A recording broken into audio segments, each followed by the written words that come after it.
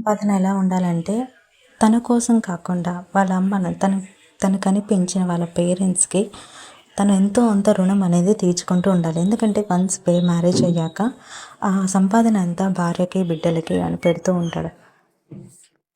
కానీ అలా కాకుండా ఒక అబ్బాయి ఎలా సంపాదించాలంటే తను 10 రూపాయలు సంపాదించిన 6 రూపాయలు తన కోసం ఖర్చు చేసిన 2 రూపాయలైనా 4 రూపాయలైనా వాళ్ళ అమ్మ వాళ్ళ కోసం తన బాధ్యతల కోసం నిర్వర్తించాలి.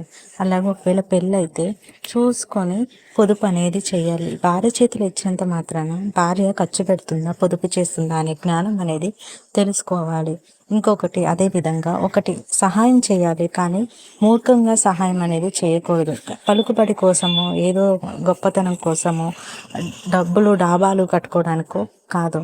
నీకంటూ నీ పిల్లలకంటూ నేను కన్నీ పెంచిన వాళ్ళందరి కోసం ఒక వైజ్గా తెలివిగా మనం ఆలోచించుకొని ఒక రూపాయి పోగొట్టుకునేది అద్దాలు మేడలు కట్టాలనుకుంటారే అలా పిసినారుగా ఉండకుండా సమాజం కోసం నీ కొరకు అని బ్రతకాలి. జీవితం జీవించాలంటే అందరికీ అంత సులువు కాదు, కానీ డబ్బుని ఎలా సంపాదిస్తున్నావో అనేది తెలుసుకోవాలి. మనం చేసే ఒక్క పనైనా మంచి పని ఉండాలి. అది రేపు నీ పిల్లలకి అనేది యూజ్ అవుతుంది. ఈరోజు నువ్వు ఒకరిని ఆదుకుంటే రేపు నీ పిల్లల్ని వేరే వాళ్ళు ఆదుకుంటారు. Sorry for background noise video. Thank you.